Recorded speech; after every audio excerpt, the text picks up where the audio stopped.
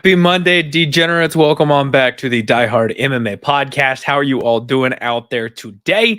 I am sure most of you have already picked up on the fact that your boy is not as chipper as usual, and I may not be screaming into the mic quite as loudly as I normally do on a Monday for the Die Hard MMA podcast. Your boy is fighting the ick. I caught something over the weekend, and it is absolutely kicking my ass right now. So I want to apologize right off the bat. You guys are not getting 100% Clint. You know, in the back, the doctors tried to let me know that I couldn't cut any more weight, but I refused. I donated 20% of my purse. I'm going to be here. It's fight night. We're going to break these fights down here for you, but you'll have to forgive me for not going quite as hard as I normally do.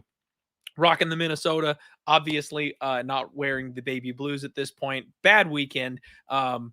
Surprisingly only lost 4 units. So for me to have put my nuts on the table and dropped a 7-unit bomb on Yuri and missed that bet. To be only down 4 units, I kind of think is not half bad.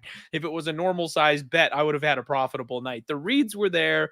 The reads were on. It was a wild night full of violence. My favorite bet had to have been the Andrade and Dern under 2.5. That one worked out really, really, really well for us.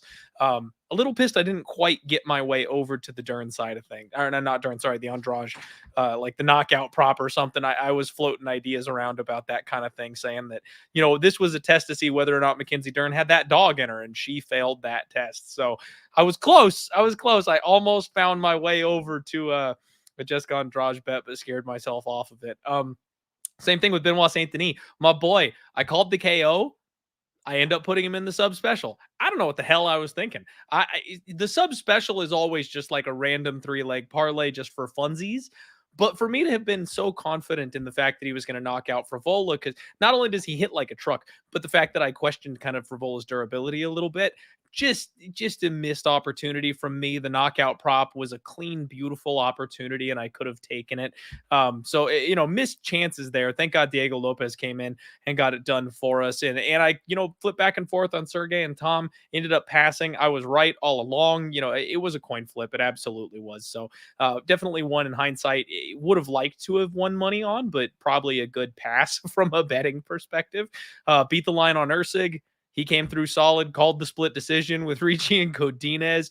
Rumbecki called the sub there. He was the first leg of the sub special. Another, you know, cheesy little plus 250. I wish I had, you know, kind of a straight bet on. So all things considered, really solid card, I feel like. The only thing I really regret is talking myself into Dennis Bazooka to kick the night off. Jamal Emmer is a guy that I just very naturally have questions about and kind of want to be on the other side of. And I talked myself into donating money, betting on Dennis Bazooka. Lesson learned, lesson learned.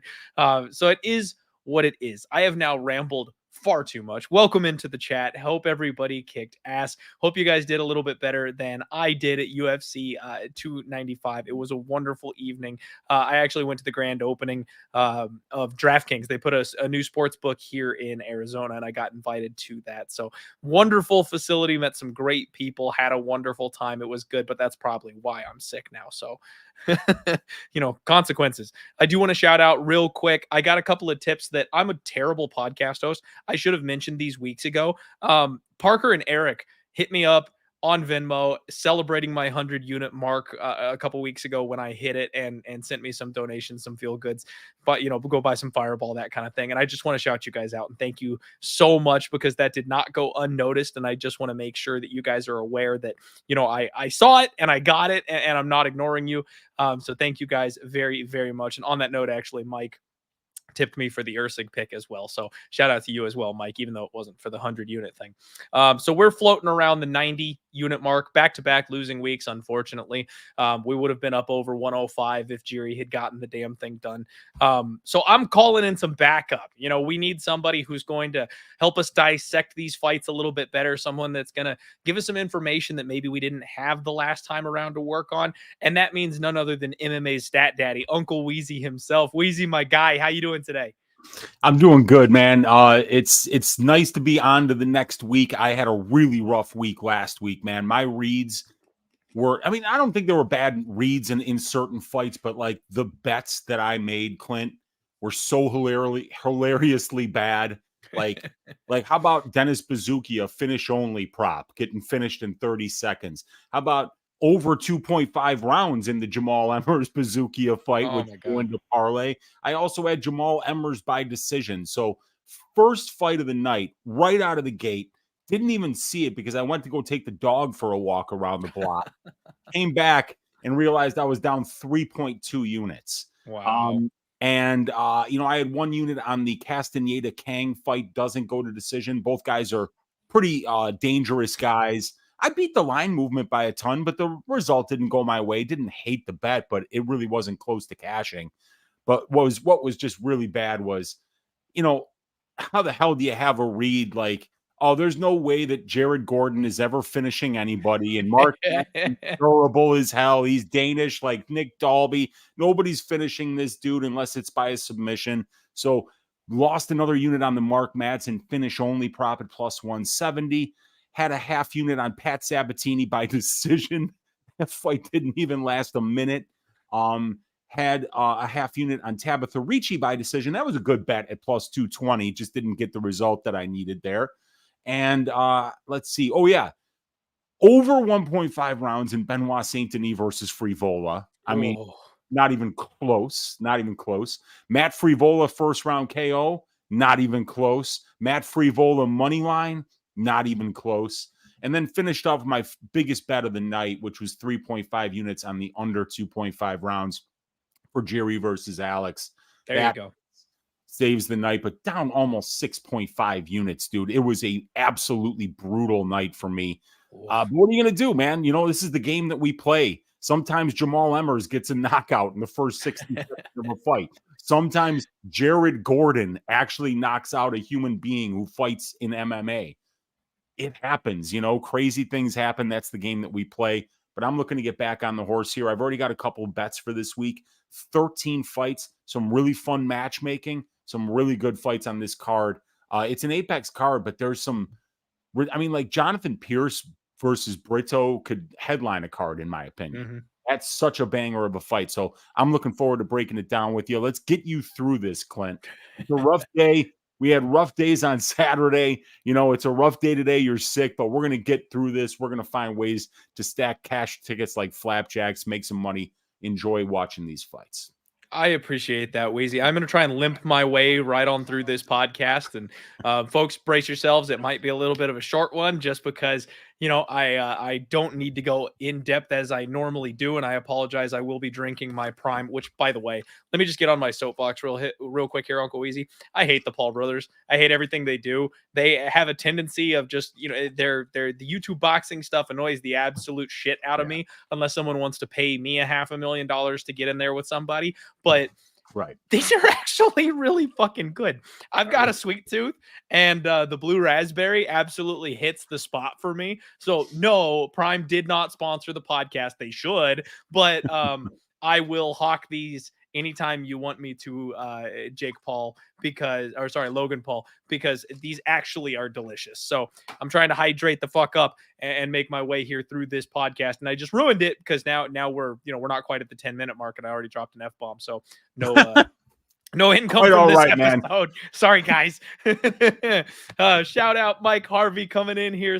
New member saying, if I can pay outrageous Netflix fees, I can afford $5 for the pub. That is what's up, Mike. Thank you so much for joining us here at Pub Sports Radio. And my guy Kakarot, which I would do the Broly scream for you here. But again, I'm sorry. He says got a fever and the only prescription is more Fireball. It's funny that you say that. Jimmy the Bag that's doing the Monday Night Football live stream after this here on Pub Sports. He invited me to come on to that. And he was like, bro, just do a shot. Just do a shot and get through it. And I'm like, no, man, I'm tapping out. I can't.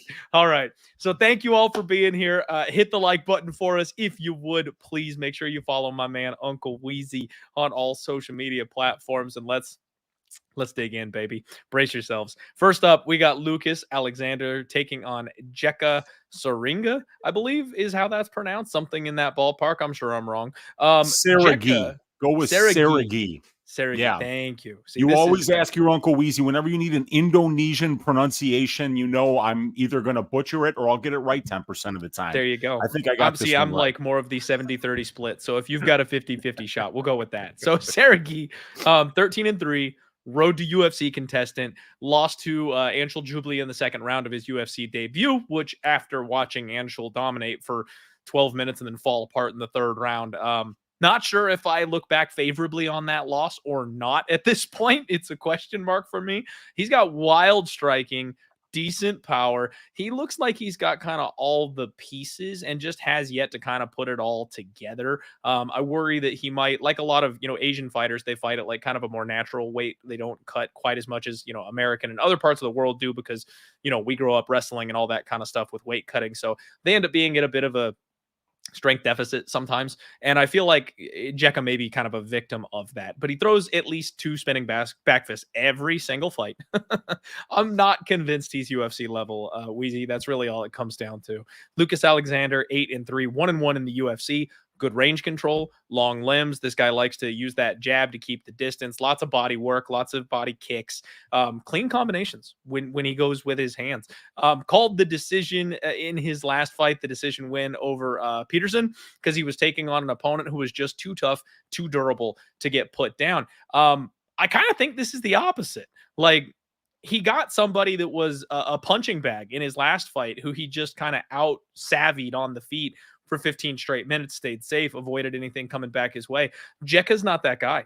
Jeka's going to cause a car crash. And I do have questions as to whether or not Lucas Alexander can survive in a UFC caliber firefight. But coming out of Fusion XL, 28 years old, I think he's got the higher ceiling. I expect him to be getting better. And the more octagon time he gets, the better for him as well. I mean, that 15 minutes against Peterson is going to be something that I feel like helps catapult him kind of along his career here. I expect him to probably end up getting a finish over Jeka. So I do agree with him being a big favorite. And I could see him knocking this guy out. What do you think here, Wheezy? Yeah, sometimes you can find some really nice nuggets in the records to the decision, submission, and KO for a fighter, right? And Lucas Alexander, he's 3-0 to the KO. Lucas Alexander is 0-3 to the submission, and he's 5-0 to the decision, right? So we know he can strike. We know his Brazilian Jiu-Jitsu game is not where his base is or not where his strength is, but he's a huge featherweight, Clint. He's really long. He throws great kicks. Everything that he throws in the striking game looks crisp, clean, technical. He's going to be the bigger guy here too. 4-inch reach advantage, 3-inch height advantage. And Jeka is a guy who's just looking to murder you, right? And he might be losing minutes up until the point that he lands one of those crazy spinning back fists. That straight right that he landed against Ki Wong Ben, was nasty. And if you look at some of the knockouts this guy has on the Indonesian regional scene, he hits very hard. Jeka is going to be cutting down to 145 for the first time in his career for this fight. And I also think that he's going to be fighting outside of the Asian region for the first time in his career as well. So those are 2 uphill climbs. A weight cut, fighting away from home for the first time. So this is going to be interesting. But Lucas Alexander is definitely the better striker here. But Jeka Saragih is Indonesian for striker's chance. He's got the puncher's chance. I mean, this guy can hit you with anything, and at some point you might die if he lands. So Lucas Alexander should absolutely win this fight. He's the more skilled striker. He's training over at Fusion Excel, so his grappling game is going to be improving. That's the part of his game that he needs to work on. That's the part of his skill set that he needs to round out. But he doesn't have to worry about Jeka shooting 22 takedowns and grinding him out, pulling. He's not a D1 wrestler, you guys. So he's just got to avoid the big shot from Jeka. He's got to pick him apart from range. He's got the skills to do that. And he probably gets him out of there at some point in the second or the third round with some attritional striking. Jeka's been finished in all of his losses. Jeka's finished all of his wins. This guy has never seen the scorecards in his 16-fight career, 110 minutes in the cage. So I'm choosing violence here. And I think Lucas Alexander by like second or third round KO.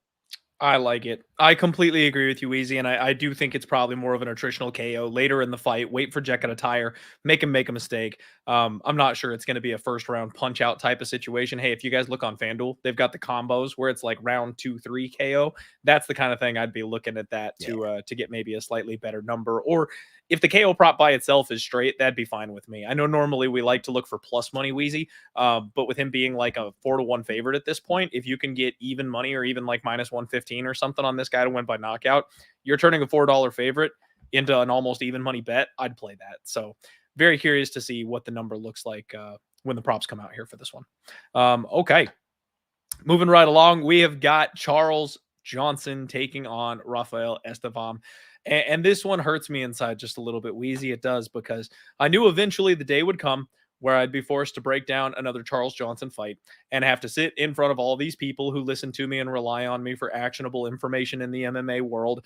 And I've been nothing but incorrect about Charles Johnson. I've gone to war with him time and time again recently, and I've lost a lot of money doing so. We got one good win. I'm sorry, make it two. So we've gone 2-2. I guess it's not that bad. But I did make bigger bets against Cody Durden and Ode Osborne. We cashed in on the Jimmy Flick and Zelgas Umagulov spots. Either way, 2 split decisions, 1 knockout over a guy who's chinny, and then he got outworked by my personal nemesis, Cody Durden. And it's a spot where I'm very happy to hear that he took time off. You know, it's been 6 months since we've seen him. He was doing the Donald Cerrone thing, quick turnarounds, fighting every month or two, something like that. And not that I necessarily believe he's going to get too much better at 32 years of age, but the game planning, the prep, you know, getting ready for a fight, that kind of thing, it just doesn't happen when you give yourself just a couple of weeks before you turn right on back around. So after having some time off, letting his body heal, maybe game planning a bit, I find myself falling right on back to my guy where I'm like, you know what? Good build, good cardio, good pace. He wears people out that try to take him down, and he hurts them late in the fight. And that's the one thing that he had not been able to do in his previous fights, because he was taking those short notice, questionable opportunities where he was coming in with an injury. And the Ode Osborne one, Wheezy, is really the one that makes me just my soul die a little bit, because he came in on short notice, so he didn't have quite the cardio he should. And then there was a big cup kick where Ode was smart enough to take the entire 5-minute allotment before he got back into that fight. A guy who we know gasses every single fight and is helpless once he runs out of steam took a 5-minute break in the middle of the fight to reset, and that's what extended that fight. And my guy CJ ended up losing that. So all the pieces are there, man. I know he can win this fight. We're getting a decent number. He's plus 105. But I'm getting cold feet because of, you know, the recent 2-fight skid here. His opponent is the guy I've got questions about. Rafael Estevam, 11-0, 27 years old, training out of Nova União. Great gym to be coming from, especially for grapplers. Likes his long front kick. Looks uncomfortable on his feet, though, at distance, I'll be honest. He does kind of just charge his way into range. And I mean, we're talking like football tackles, people, Wheezy. This guy's takedowns are not impressive whatsoever. It's like all power, all strength, and just rips you to the floor. That's the kind of thing that I actually think Charles Johnson is going to be okay with, because he knows how to work his way up to his feet. He's got decent enough takedown defense and a really good get-up game. This is exactly the kind of opponent that I think Charles Johnson would be able to take advantage of. I was hoping we'd get a plus 200. I was hoping we'd get a plus 180. You know, plus 105 just doesn't feel like quite enough meat on the bone. And on top of that, I think it's a great live betting opportunity, because Estevam should get this guy down in the first round, probably more than once. And if that's the case, you'll get a better number halfway through the fight and see if maybe Estevam's gas tank starts to fade and Charles can punch his way back into it, that kind of thing. Feels like the UFC is trying to set up my guy CJ, though. They saw the grappling deficiency. Every time he gets in there, it's a problem. So they're going, okay, we've got this undefeated Brazilian prospect out of a gym we really like, who's probably on the good stuff and misses weight every other fight. So let's let him sit on your chest for 15 minutes. Yeah, and Weezy, I'm gonna kick it to you, and I apologize. You know the struggle. I gotta let the damn dog in. He's I hear you, man, dude. Yeah, trust me. He's upset and lonely that I'm not letting him sit with me for the podcast. So you go. I will be right back. Yeah, you just let your Uncle Wheezy take over here.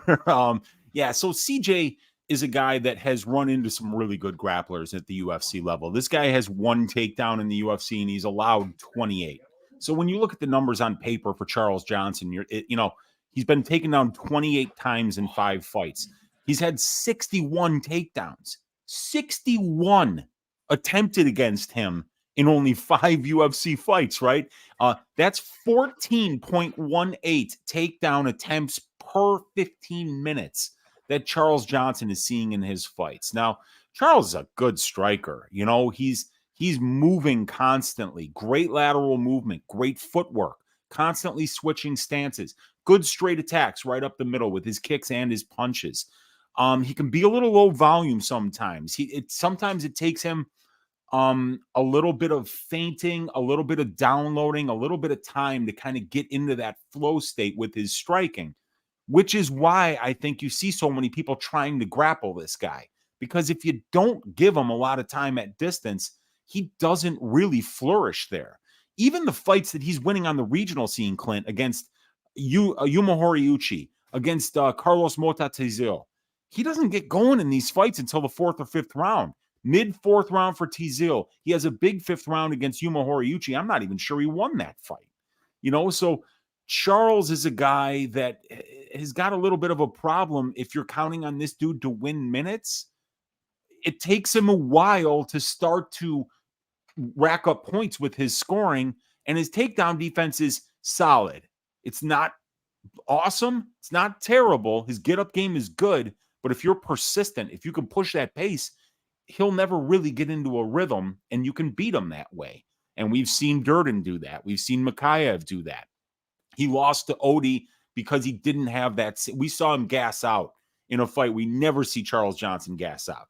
The guy was an Olympic hopeful for a running event called the Steeplechase. So the guy's got fantastic cardio. He always has. And he's going to be fully prepared for this fight. And that's something that Estevam brings in spades is cardio, big lungs. He can push a pace. But the problem is that this guy Estebam's 27 years old.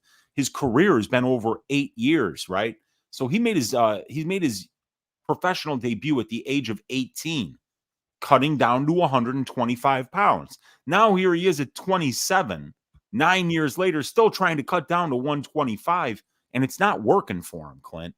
He botched his last weight cut. That's why we haven't seen Estevam in the UFC for over a year. The last guy that he took down in João Elias is a guy with something like 10 arm bars on his record. So I don't care if Rafael Estevam can take down João Elias. This guy folds like a lawn chair whenever anybody tries to take him down. So I think that Charles Johnson is a bad matchup for Estevam. I think he's going to have the cardio to be able to defend takedowns. And, there's no way we could put Estebam's wrestling in the same category as Mokayev, as Durden. These guys, Durden's a 2-time state champion wrestler from high school. Muhammad Makayev is one of the best wrestlers in the entire sport right now. He's relentless with it. So if Estebam's not getting the takedowns, he's getting pieced up on the feet eventually, right? And even if he does get the takedowns, they might not get scored with this new environment that we're seeing with the scoring in the UFC. So I do like Charles Johnson. I like him to win this fight by decision. I like it, Wheezy. I'm going to probably find myself one more time back at the CJ Well right there with you this week.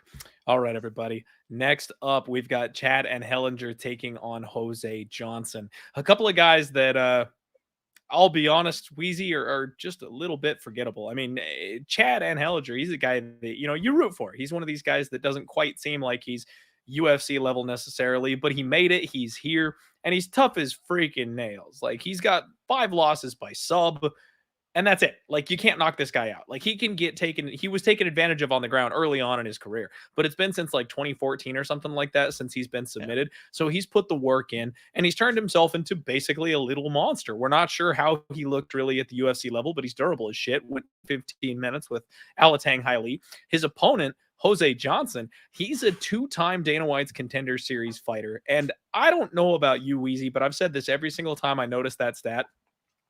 They never work out. 2 times contestants on Dana White's Contender Series, they always suck. Like, there's a reason that the first fight didn't quite go right, and they didn't get Dana White's attention, and they didn't get brought into the UFC right away. There's a reason that they sent them back on the show and were like, hey, we'll give you one more crack at it. Be more impressive this time. And then it comes around. They just end up being middle of the road. They're never quite all the way there. The way this guy's built, he's so long, he's so lanky, he moves awkwardly. Wheezy, you would think he was a striker. He's not. Jose Johnson's like an awkward grappler. And then he made his UFC debut against Damon Blackshear, and he got freaking he got the twister, like second twister in UFC history. The guy got absolutely smoked as soon as he got down to the ground. He will have a 7-inch reach advantage here in this spot.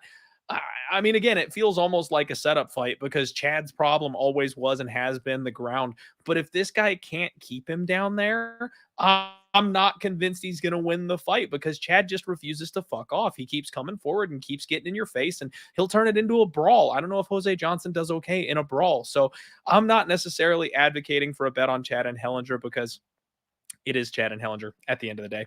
But I am saying that this is a fight where I would not be comfortable laying much of anything on anybody. This is one of those fights for me, Weezy, where I feel like it's a very simple and very easy pass. I'll say that Chad is probably the side that I would prefer, but really haven't given it a whole lot of thought. What about you? Yeah, the thing is that one of these guys is minus 200, Yeah. So that kind of changes everything, right? And that person's Jose Johnson, a guy with 0 UFC wins, a guy with 8 regional scene losses, and an up and down career. He'll go out there and he'll knock out Mo Miller, and then he'll lose to somebody that you would expect that he would never lose to. And it's like, is he a grappler? Is he a striker? Because he's got serious power. When this dude connects, like they're bringing priests and medics into the ring, like they're having prayer circles around dudes that aren't waking up for like 90 seconds. And you look at Jose Johnson and you're like, this guy, this skinny dude is like sneaking a roll of nickels into his hand and hitting dudes and they're just dying. So he's got that serious power, does Johnson. He can death touch you. And even a guy like Anheliger, who's really tough, who's 7-0 to the KO in his career, he could get knocked out by Jose Johnson. Anybody can at this weight class. This guy's got bricks for hands, and it doesn't look like he should have the power, but he certainly does. And sometimes those are the ones that are really scary. The guys who don't look like they should have power, but they do. So this is kind of a crazy matchup here because, and my phone's ringing. I apologize. Let me just get rid. All good. Yeah. Okay. Sorry. So it is a live show. It is a live show, and I don't even usually have that in the same room with me. But Anheliger is 7-0 to the KO. Johnson's 8-1 to the KO, and both of these guys have shown the ability to lose by the submission. As Jose is 2-4 to the submission, and Anheliger's 3-5 to the sub. So I feel like these guys are going to stand and bang. Anheliger has 0 UFC takedowns. Jose Johnson has 0 UFC takedowns. Both these guys have been taken down. Jose Johnson was controlled for 78% of his fight with Blackshear.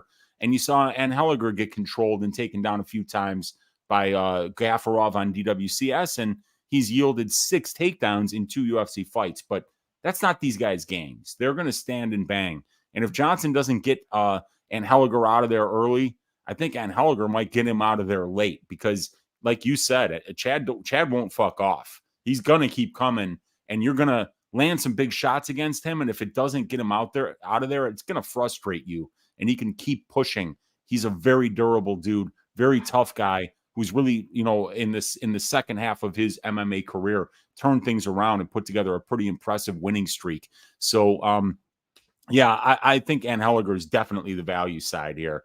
There's some upside with Jose Johnson. He's got some great natural gifts, size, length, power. Those limbs allow him to set up submissions that other people couldn't. But at the end of the day, he's a 15-8 regional scene fighter, and Anheliger is a guy who's putting together winning streaks. So I think that the value side, the Chad Anheliger money line would probably be the way to go for this one. To quote my guy Liam Picks Fights, there will be no Chad Anheliger disrespect allowed here, man. I like it. I'm hearing it from me. The kid. Okay, moving along. We got JSP, Jonathan Pearce, taking on Joanderson Brito up next. And you guys know all about me and my boys over at Fight Ready. My favorite gym, my favorite place for people to come out of. JSP, maybe the hottest prospect that they've got over there right now, if you're not counting Zhang Weili. This kid, incredible pace, incredible pressure, nothing but takedowns. I mean, he is like He's like if you took oh shoot, we just talked about him, Wheezy. I am totally blanking. The kid that took Charles Johnson down 27 times. This is what sick brain does to Well, you. yeah, Durdner Makayev, right? Makayev. Yeah. He is just like Makayev if you added some ground and pound in, right? Like this kid, he's actually more like offensive than Makayev is, which is what you need in MMA. So he actually wins rounds instead of just laying on top of his opponents. Very opportunistic, good ground and pound, tight squeeze. I love JSP. He puts on a pace that frankly just nobody can keep up with. He has been submitted twice. He has been knocked out once. The one KO, believe it or not, I think was to Joe Lozon, unless I'm mistaken, in That's his correct. in his UFC debut off the Contender Series. That was that weird one where he got his arm pinned behind his back or whatever. So yeah, run it. That probably doesn't happen again. He's taken on Joanderson Brito, a guy that just he's spoiled for choice as far as how he wants to finish his fights, right? Like this guy is an absolute monster. 6 KO wins, 7 subs. The club and sub is always there. I was ready and willing to bet against this guy with Andre Tecchifili because of how durable Feely is. And he Yeah. just caved his head in with one punch in 40 seconds in that fight. Bad times, Wheezy. Bad memories. And then he chokes out Lucas Alexander's next fight. They bring in Weston Wilson and he pounds that guy out. Like, so they've been buying him a little bit of time. He's been fighting. Not counting obviously the Bill Aljo and Feely spots. I'm not sure what happened here. It's like he kind of got like an early launch and they were like, okay, let's rein it back. And that almost never happens. It's so weird to me that he fought guys like Lucas Alexander and Weston Wilson in his next couple of fights. I know Ash Kebab, I believe, was like a pullout. So Weston Wilson came in on short notice. Actually, now that I'm looking at this, I think both of them were short notices, Yeah. which is why. Yeah, Melsick had the broken hand. Okay. Yeah, I'm people with get sick when they find out they're about to fight Joanderson Brito. So yeah, man, not a guy you can look past. Very concerning for me because it looks like a lot of people like the JSP side. I always like the JSP side, but this line is coming down. He's minus 130-ish the last time I saw. I need to get an updated number here for you guys. It's holding. He's about minus 130, plus 110 on Joanderson Brito. I mean, I think Fight Ready will have him prepped and ready to go. I think it'll be the usual attritional fight where just don't get bonked. That was the plan with Yuri over the weekend, right? Alex Pereira has one move, and that's a big left hand. You avoid that left hand, you win the fight, and he did well right up until the point that he didn't do well. That's how this fight could go also. Brito just has no problem crushing skulls and snatching necks. So anytime this guy is a dog, I think that's a fine bet. I'm going to pick JSP, and I'm probably going to ride or die with my guy, especially if this number keeps on coming down. Last week, Wheezy, Nazim Sadikov was the guy that I wanted to like buy low on when the number got super low, and he damn near was the right side. Like the way he came back against Slava and almost killed the guy, it kind of has me feeling like, okay, if I feel that way about a fighter, that kind of vindicated me. I know all situations are not equal, but that's kind of how I feel about this one. That if the number opened up way high, they bet it down. I'm getting a minus 120 on the guy that I like here from the jump. I probably get in. So I'll probably end up biting on JSP here at some point. Yeah, you'd be hard pressed to find a capper who has a higher opinion of Jonathan Pearce than I do. And the reason that I have such a high opinion of him is because there's a certain combination of attributes in this sport that I think if you put them together, you find fighters that are just going to be an absolute nightmare matchup for literally everyone, right? If you can combine ridiculous conditioning, ridiculous durability, ridiculous output in the striking and the grappling and activity wherever the fight goes, right? So the guy will never fuck off. He'll never get tired. You're not going to knock him out or submit him. And the entire time that you're fighting this guy, he's moving forward and he's either shooting takedowns or punching you in the face or kicking you in the stomach or kicking you in the legs. And it just won't stop. And every fighter, when they're fighting somebody like Jonathan Pearce and they realize that they've landed some of their best shots, they've shot some of their best takedowns, and it's not working, and you look up at the clock and you see 3 minutes left in the second round, and you've already come to the conclusion, this guy is never going to stop. He's not going to fuck off. He's not going to stop kicking me and punching me in the face. And that's kind of when you turn over, you let him get the hooks in, you kind of put your hands up like this and you say, let's let the referee step in, and then I'll cash that show check because I'm sick of this guy beating my ass. And that's how a lot of Jonathan Pearce fights go. And Joanderson Brito is not a guy that gets better as fights goes on. No. So, you know, I don't want to be lazy, and I think it's kind of lazy to cap fights like this, but it's Pearce late or it's Brito early. And if it sees the scorecards, I'd be pretty shocked. But Pearce hasn't fought in over 11 months at this point, and I believe there was a torn ACL in there, wasn't there? Oh, is that the reason for the layoff? So he was supposed to fight Bryce Mitchell. He had to pull out of that fight, and that's when we got Mitchell to Puria, right? The reason he had to pull out of that fight, I believe, is because of a serious knee injury, and we haven't seen him since, right? We haven't seen him since the Darren Elkins fight when he put poor Darren Elkins in a wheelchair, and then Elkins, like Lazarus coming back from the dead, gets out of that wheelchair and whoops TJ Brown's sorry ass for 3 rounds and then submits him in the, or was it a submission? Never count out my boy, the Damage. Yeah, man. Cash that plus 185. Darren the Damage Elkins, Indiana wrestling legend. Let's go. That felt good. Pearce round 3, baby. Might be a big bet. Might try to win like 8 or 10 units on this, you know, there because you go, Weezy. He is just a nightmare. Let me just give you these numbers. 13.54 distance strike attempts. That's 1.5 more than the divisional average. 10.22 takedown attempts per 15 minutes. That's 6.03 more than the divisional average. Above average accuracy, above average defense. This guy just won't stop. And guess what? 4.51 clinch and ground strikes landed per minute that's in control time positions. So wherever the fight goes, Pearce gives you output, just constant output. And if you're not the kind of guy that gets better as fights goes on, he eventually breaks you. All right. I like it, Weezy. I like it. I like that round 3 call too. Okay, so we are both on the JSP side, and I like that you agree with me on that breakdown. I couldn't be more with you.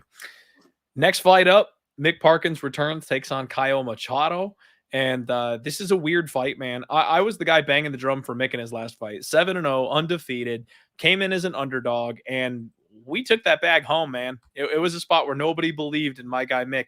And he came through and he got the damn thing done. But he did also do that against a guy who I have outright called a fraud in Jamal Pogue, somebody who I do not think is a UFC caliber heavyweight, not somebody who I think is going to be in the organization for very long. So good stepping stone, good experience builder, and it is what it is. You know, got the win. But now here he is after being a short underdog to somebody who's a complete fraud, to being a decent-sized favorite over a man who actually has a respectable skill set. Caio is 8-1-1. It is his UFC debut off Dana White's Contender Series. You know, I'm always a little bit cautious of those guys. He's got long looping arms, man. Like, he keeps a high pace. This guy moves forward, plays with his hands low, and he's really fast for a big dude. That speed might cause my guy Mick a couple of problems. 7 wins on him by sub. He's dangerous everywhere the fight goes. He's one of these nasty Brazilians that'll knock you down and then choke you out as soon as he gets you on the mat. I hate to say it because I was hoping I could just kind of ride Mick to the bank. This is dog or pass, Wheezy. Mick is minus 345, and that just does not make sense. It's heavyweights, plus 275 for a guy that can finish anywhere and is coming in with more experience than Mick. Now, I know not UFC experience, but more experience, period, and didn't look that bad on Contender Series. I got to go dog or pass. I hate to say it, and I might get there with a bet. I'm waiting to see how high this line goes because I think a lot of people are just kind of piling in blindly on Mick based off of his last fight. I might bet Caio. I like Caio. He's a good, well-rounded fighter. He's got dangerous Brazilian jiu-jitsu. He's got very good Muay Thai. He's a Brazilian Muay Thai champion 2 times over. He's got a black belt in kickboxing. He's got a black belt in Muay Thai. He's got a black belt in Brazilian jiu-jitsu. You know, he's been fighting on that Canadian regional scene. Decent competition. You know, it's not like Parkin was fighting any better competition over in Europe before he came here. So, as a matter of fact, Caio probably did fight the better guys on the regional scene compared to Parkin. But I I'm going to push back a little bit in terms of Jamal Pogues. See, this is heavyweight, right? A lot of shitty fighters at heavyweight. You know, these guys just aren't natural athletes. Once you get up to like 6'4", a lot of people just become clumsy. They become slow, you know? And Pogues is fast. Pogues is a very good wrestler, and Pogues has good boxing, really fast jab, really fast too down the middle. So while Pogues is kind of low output, kind of waits for his opponent, doesn't show a lot of urgency, at the same time, he's got better boxing skill and better wrestling skill than about 60 to 75% of the division, in my opinion. So seeing Parkin go out there and win all the minutes against him, look really good in that spot. We got to see him take Pogues, who's kind of a minute winning guy. He can mix the wrestling and the boxing, kind of find your weak spot and then exploit it, whether it's in the wrestling, whether it's in the stand-up. He was unable to find that spot on Parkin. Parkin outboxed him. Parkin stopped the takedown attempts and would often put his back up against the cage and land some good clinch shots when Pogues was unsuccessfully shooting in on those takedowns. So I have a higher opinion of Jamal Pogues than you do.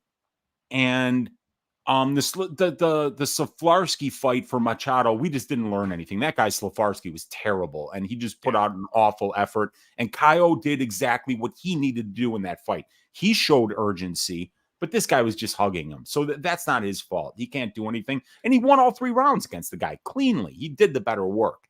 But, you know, this is the debut for Machado. And I think that Parkin at 28 years old, training with the best heavyweights right now, like guys like Aspinall, you know, guys like these guys in Europe that he's training with are really like the cream of the crop of the European heavyweight scene.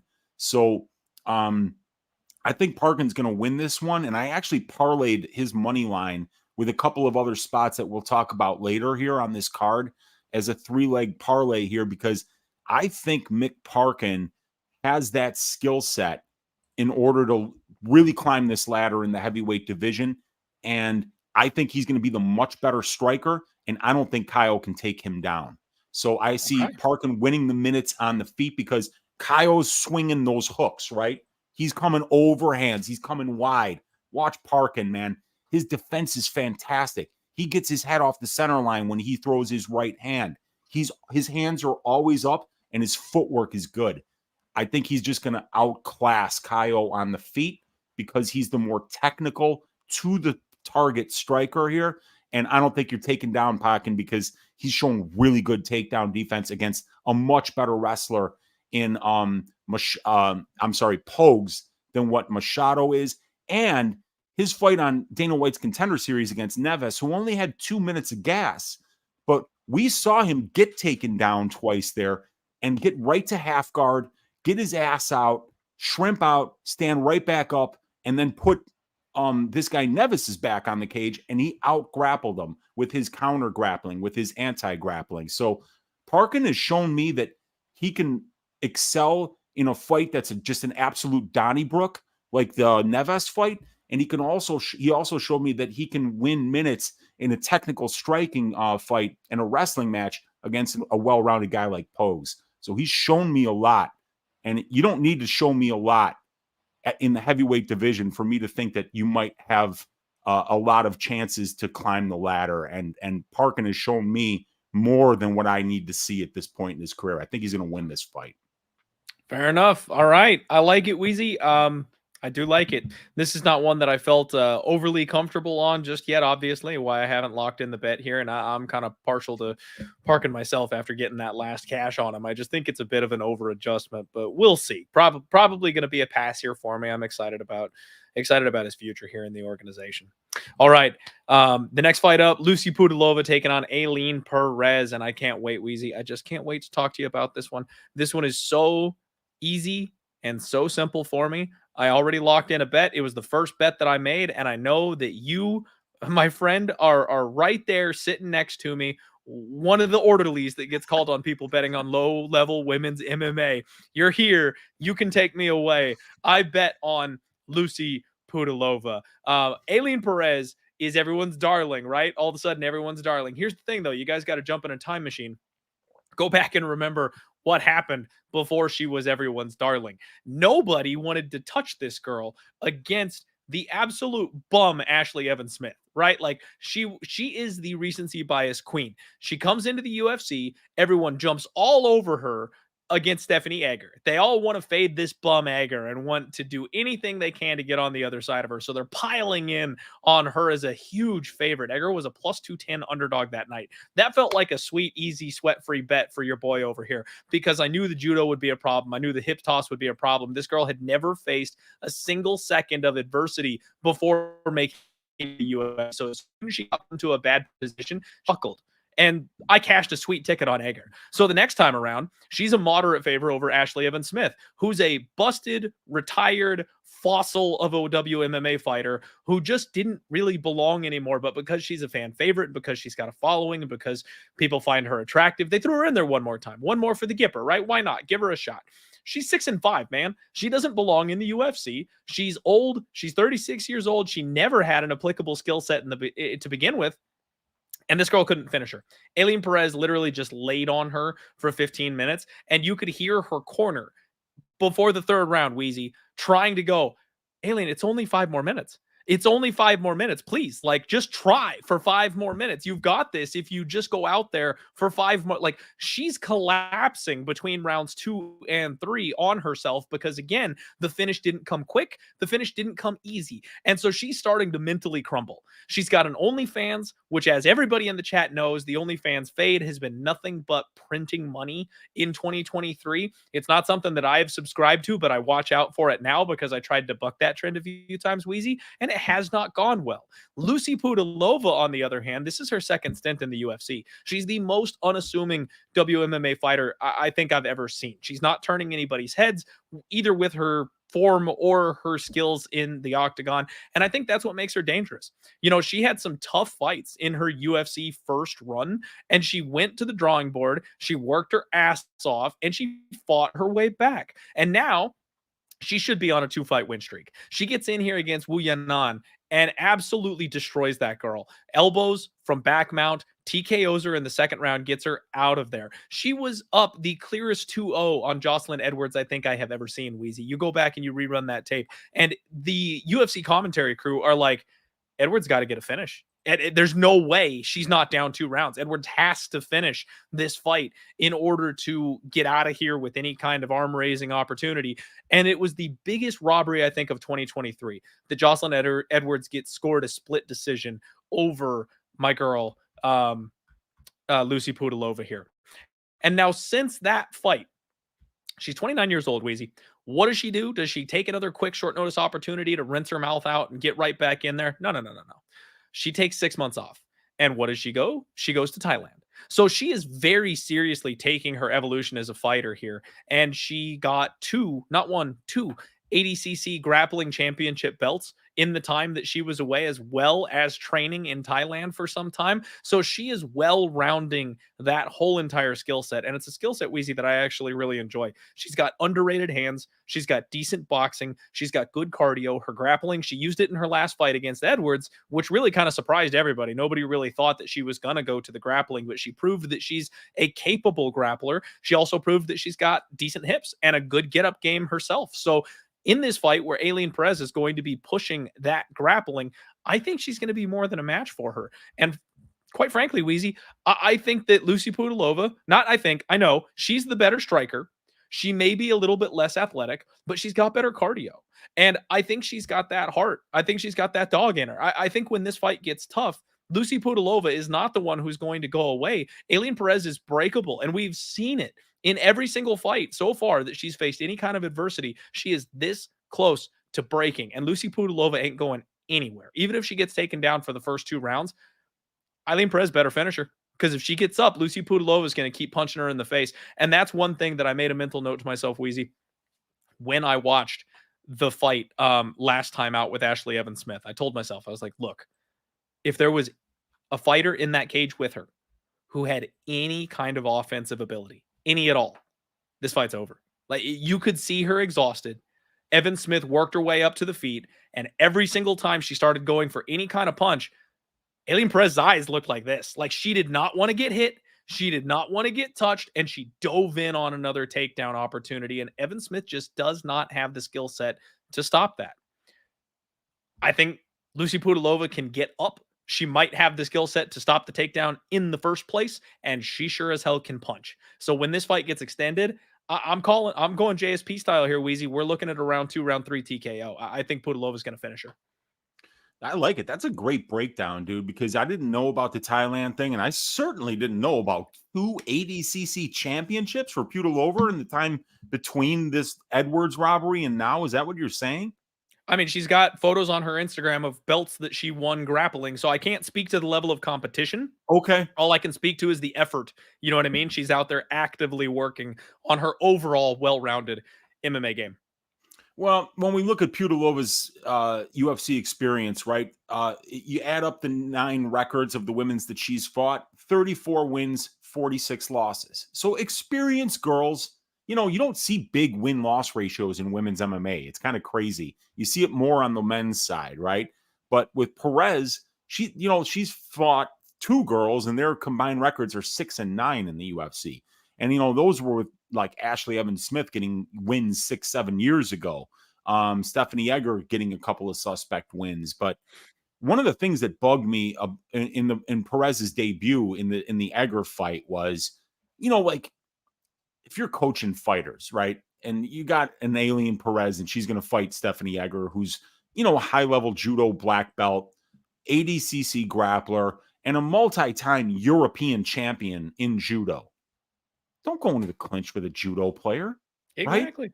Don't go into the clinch. And what does Perez do? She charges forward and whiffs. She couldn't hit water if she fell out of a boat, throwing these wild hooks, and she winds up in the clinch with Stephanie Egger. And then what happens? She gets tossed on her head. Very predictably gets tossed on her head and put in really bad spots on the ground and eventually submitted. So, yeah, there's some fight IQ problems. You even watch the fight against Tamiris Vidal on the regional scene. She cooch kicks her, she pokes her in the eye, and she knees her when she's down and eventually gets, you know, disqualified from that fight. So Ailin, is that the one where she cried? She got the disqualification and she like broke down crying like she had won something afterward, and then they told her she got DQ'd and she woke up. That's the one. Okay. Yes. I remember that one very clearly. It was kind of like when Irina Alexeyeva missed weight by 4.5 pounds, and then she did that pose and did this dance on the scale. And it's like, no. You don't speak English. You missed weight, bitch. You know, like, what are you doing? So yeah, that was what Perez did in that spot. So with Pudilová, right, you got 12 more fights.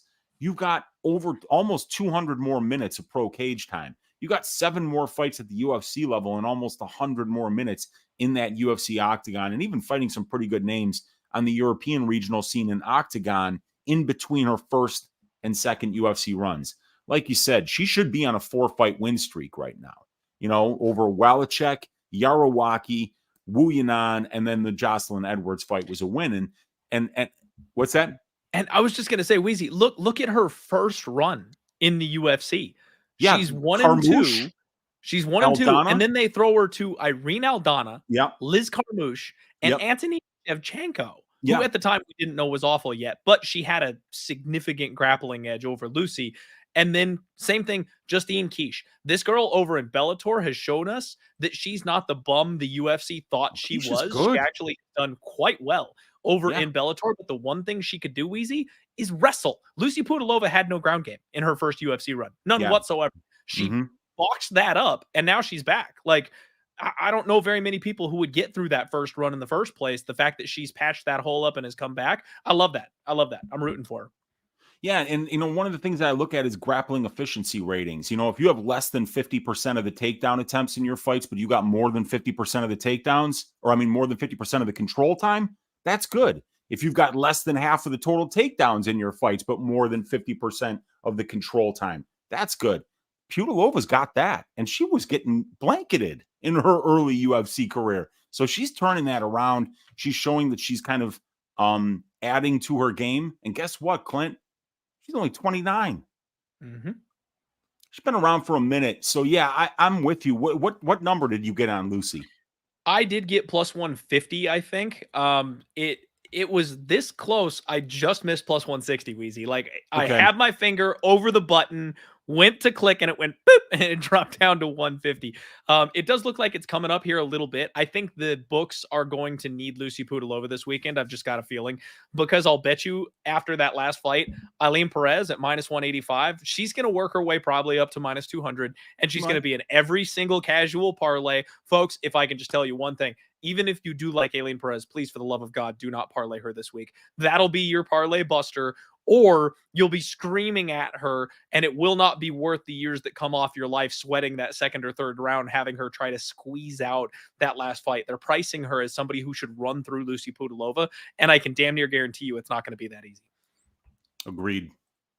All right. I am so happy we line up on that one, Wheezy. We'll see where this number goes. I'll be interested because, as you guys know, I'm not afraid to double down. I've already got 2 units on her at plus 150. If that number keeps skyrocketing back up, I may make Lucie Pudilová a bigger bet. I know that sounds terrifying for a low-level women's MMA fight, but I think there's an argument to be had that you could arguably make her the favorite here in this spot. All right, real quick, I'm going to power through these. Let's pay some bills. First and foremost, obviously, we are home. This is Pub Sports Radio. Check out pubsportsradio.com every single week. Free entry, $100 to the winner. All you got to do is beat everybody else in a pick'em contest, and you will win 100 buckaroos every single UFC event. Go check it out. Also, of course, you can see my pretty little face down here. They do keep track of all the personalities here at Pub Sports Radio, so you can find all the picks and things like that that we've posted throughout the week. There's other contests, NFL Survivor, all that good stuff. I'm taking too long. I am exhausted, Wheezy. Next up, if you guys like me, if you want to support me, if you don't want to tip me or anything like that, but you do want to say, hey, Clint, let's throw you a little something, come get a shirt. Always trust your balls. Grab some merch, Die Hard merch. There you go. Next up, Spectation Sports. If you guys like regional scene MMA, there's opportunities for us to research and find young up-and-coming fighters. Promo code Die Hard. When you sign up, we'll get you 20% off of your subscription here at Spectation Sports. Please make sure you go check them out. The Sharp app, all the stuff I can't help you with, football, basketball, college basketball, all that shit's coming around, and I can't do a damn thing for you. So if you guys want models, professional gamblers, stats as far as where the Sharp and public money is, stuff like that, check out the Sharp app. They've got a Proptimizer tool that they just debuted where they target some of the most random props I've ever seen in my life, Wheezy, and the thing crushes. It's like some scrub backup on a college basketball team, and they'll be like over 1.5 rebounds, and it hits. Like it's magic. Go check out the Sharp app. I'll put the link to the Discord in the description below.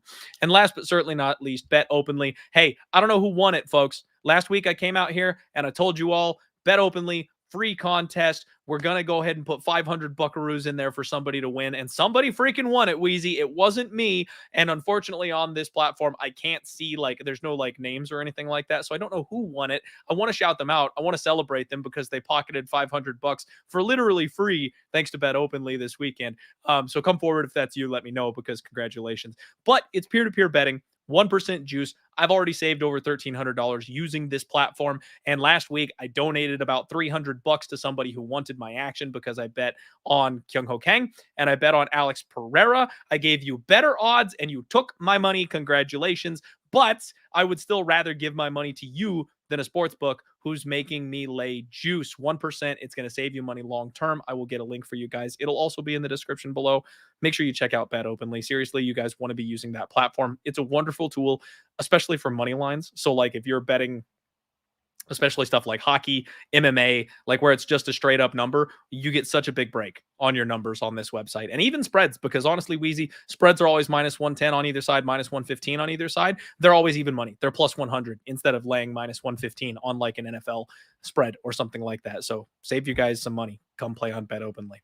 All right, back at it. Of course, this is my Uncle Wheezy. He is keeping me sane as I battle the sick, trying to get through UFC Vegas 82. And in classic fashion, we can't shut up because we like fights and we talk about them. The show was supposed to be over by now already. We're only halfway through. Let's get going. Next fight. Nikolas Motta takes on Trey Ogden. And Wheezy, I have taken yet another position here on this one. Nikolas Motta, I'll be just straight up with you, Wheezy, much like the Lucie Pudilová spot here for me. I think the line is backwards. I don't understand why Motta's coming in here favored yet again. I know he's got fast hands. I know he hits really hard. I love Extreme Couture. Coach Nick Sick is probably my second favorite coach. And that's all great. But I don't think he's got much of a chin. and he brawls. This guy just stays in the pocket with everybody and slugs it out. And you're not going to win that when you're taking on people who have more reach than you or are more durable than you. He came off the Contender Series and is 1-2 in the UFC. Both losses by KO. One of those to Jim Miller, which at this stage of life, you probably shouldn't be getting KO'd by Jim Miller. And Cameron Van Camp is like the bum of all bums. So I don't rate that knockout at all. The guy is chinny as shit. Trey Ogden, he's a very technical fighter. He's a very cerebral fighter. He thinks. He likes to jab. He likes to move. He's very risk adverse, so it's going to be hard to track him down, hard to hit him. He actually can hit decently hard himself, even though he's a grappler by nature. 11 wins by submission. No KO wins or anything like that. But like I said, he's a thinker. So if he's got an opponent in there who he can hurt with his hands, who knows? Maybe he'll go to that kind of a game plan. But I know he's maybe a little bit boring to watch. People don't like him because they all piled in and lost money when he dropped a split to Jordan Leavitt a couple fights ago. But he exposed Daniel Zellhuber, picked that guy apart for 15 minutes, and he survived 15 with Ignacio Bahamondes, gave him a fight. Even though he was on the losing end of it, he never did anything to step himself out of his comfort zone where he might get hurt or cracked by somebody. So I just don't think Motta's got the skill set that's going to give this guy trouble. If he comes forward and crashes, he'll either end up on his back or he might run into a big shot and Trey Ogden might get his first UFC career knockout. I think he just has to avoid the power in this spot. And I'm going to go back to Jiri, Wheezy. All he had to do was survive the one punch from Pereira over the weekend. It didn't happen. Fading power punchers sometimes goes wrong, but that's what I'm doing here yet again. I got Trey Ogden at plus 115. I think he's the more well-rounded fighter. Yeah, I mean, Motta's got serious power, and we've never seen Trey Ogden knocked out. But this is the minute winning of Ogden versus the moment winning of Motta, and Motta can win minutes in the striking as well. His takedown defense is actually pretty good too. So, and we haven't seen Trey get a lot of wrestling off. 2 out of 14 on his takedowns. And even though he's got 14 takedown attempts and he's only seen 3 against him, Trey's actually getting out-controlled by his opponents, 11.74% to 5.93%. So Trey hasn't been the most efficient grappler at the UFC level. So I think that this one probably takes place on the feet. And if that happens, it depends on what Motta's game plan is, right? Because what I think Motta should do is just show this guy no respect, walk him down, get in that pocket, and just absolutely unleash bombs on this guy. Because take it from me, the guy that told you last week, Clint, that Jamal Emmers is finishing nobody and that Jared Gordon is finishing nobody. Trey Ogden is finishing nobody, all right, and with his striking. So, and if it's your Uncle Weezy telling you that, it'll never happen because it's not like Jared Gordon. I mean, he did it in a nightmare I had a couple of nights ago, and the same thing with Emmers, but it would never happen in real life. So I think that Motta should absolutely walk this guy down, throw bombs, land that big left. And here's the other thing that's kind of pissed me off. He landed a big shot against Torres. He landed a big shot against Miller and then pulled back. Like, he had Miller badly hurt. He had Torres hurt. And he just kind of, said, all right, I'm going to kind of let the knockout naturally come. He didn't show that killer instinct that I want to see a power puncher show when they land that big bomb. So it's an interesting fight. I don't have any action on it yet. And I don't think I will get to the action because I don't know how durable Ogden is, right? Okay. He's been submitted 3 times, but he's never been knocked out. And I don't think Motta's really going to be submitting anyone. He's 0-1 to the submission in his career, and he's 9-4 to the knockout. He's seriously chinny. So, I mean, you could even see Ogden landing a big shot here and potentially getting that first knockout of his entire I thought you said career. Never, Wheezy. I know. Yeah. Turns out I have been wrong. Turns out it wasn't a bad dream. Jared Gordon did knock out a Danish dude in the first round. Son of a kid! Hey, Marshall! You ever get tired of being wrong? I do! I really do, but I'm tired! I do get tired of it. Yeah. So this is one that's kind of got me spooked a little bit, dude. I think Motta should knock this dude out, but I don't know if he's going to be able to do it. And I think that Trey Ogden can pick him apart from outside using that little kicking game. He's got a great little check left hook. And he's got good leg kicks. And we saw Motta really get hurt by leg kicks in the Miller fight. That really compromised him in that fight. So yeah, I could see this going a few different ways, man. I don't think my money's going to get anywhere near it. Yeah, man, the leg kicks is a wonderful note because, like I said, just the way this guy thinks, I could see him taking that completely risk adverse, chop the legs out, slow him down, take some power away, and then just stay safe, and then just poke at him. Somebody on Twitter messaged me and was like, "Oh boy, I can't wait to see this guy go in there and do nothing but jab and run for 15 minutes." And I was like, I actually can't wait for that because you know why? That probably means I'm cashing a ticket, Wheezy. Like if he goes 15 minutes and jabs the entire time, that means Motta didn't touch him, and that means I'm probably cashing a bet. So I hope he does that. Right. Agreed. But we'll see. We will see. All right. Next fight up, maybe Cesar Almeida taking on Christian No, man, this one's officially off, dude. Duncan. Okay. It's officially off, unfortunately. And God damn it, because that was going to be a hell of a fight. Almeida, a really good kickboxer. Christian Leroy Duncan, a really high upside prospect. So that's a shame, man. Yeah. It's a real shame to have that one lost, unfortunately. Did we ever get confirmation on the Uros fight? Is that one still on that we know of? The person that told me, I don't know if they want their name out there, but they I'm not going to say it, but when they come to me with this kind of stuff, it's usually pretty good. Okay. There's rumors, everybody, that Medic versus Parsons won't be happening. There might be an injury on the Parsons side, and they might be trying to find a replacement for Uros Medic, but nothing is official yet. So we should probably break down the fight. Okay. Quickly. Yeah, we can go ahead and talk about Uros Medic and Johnny Parsons, as you so eloquently landed there. I like Uros Medic, man. He's 9-1, and for a guy who comes out of Alaska FC, he might be he's carrying the flag for everybody in Alaska FC. These fighters are terrible except Uros Medic. So here he comes. I think we went to war with him against Matt Semmelsberger in the last fight, and that turned out pretty well. Round 3, spinning back fist, ground strikes. You love to see it. KO'd Omar Morales. We bet him there on that one, too. He's just got massive power. He didn't even get a chance to get going against my guy, Jalen Turner. Thank God, because if he gets going, this guy hurts people. He's got massive power, and it looks like he is developing and getting better. Matt Semmelsberger, in classic Semmelsberger fashion, almost had him out of there early in that fight, had him hurt so badly. And this guy is another one who just refuses to fuck off. He kept coming forward, he kept pressing, he kept pushing, and he melted Matt Semmelsberger, a guy who has been really pretty durable in the UFC so far. And he nukes him in the 3rd round and gets a massive win. Very impressive performance, in my opinion. Uros Medic stock just through the roof for me. Parsons, this guy's an animal. 32 years old, 7 wins by KO, 2 losses by KO, wins on Contenders Series via split over Solomon Renfro. And one of the weirdest fights, man. Solomon Renfro was the guy that they brought in to just be the dude. He had all the hype. He was supposed to win that fight. He was supposed to make a run in the UFC. And then he drops this split here. Big upset. He was a plus 400 underdog, I want to say. And now he's over in the PFL. So if that tells you much of anything. Then this guy gets his UFC debut against Danny Hot Chocolate Roberts and wrecks him. 2nd round KO. He's got big power. He's a brawler. He loves to lean into that. This is going to be fireworks. It's going to be violence. I do lean ever so slightly to Uros Medic just because we kind of saw what he did last time as far as being able to gut through being hurt and come back and put punishment on his opponents. But the same could be said for Johnny Parsons. So maybe the line is a bit too wide. We got minus 230-ish on Uros Medic and then plus 200 on Johnny Parsons.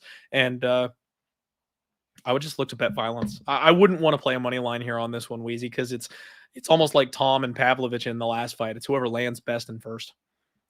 Yeah, and Johnny's a dangerous striker. I mean, the guy's Muay Thai is just picture perfect when you watch it. He's so technical. He checks every single leg kick. You just don't want to try to kick Parsons' legs. You're just going to get absolutely torn up. You're going to break your shins in half because he's checking all of them. His kicks are fast. His punches are straight down the middle and powerful. But, he's undersized, 4 inches shorter. He's got a 2-inch reach disadvantage. He's fighting a southpaw here. And Medic is just so explosive, so powerful. Such a great frame for the class. And, he's still only 30 years old. And he's got some good, the Jalen Turner fight is a good fight for him. I mean, he lost it, but that was, a fight that he took on short notice up a weight class when he was still a 45er.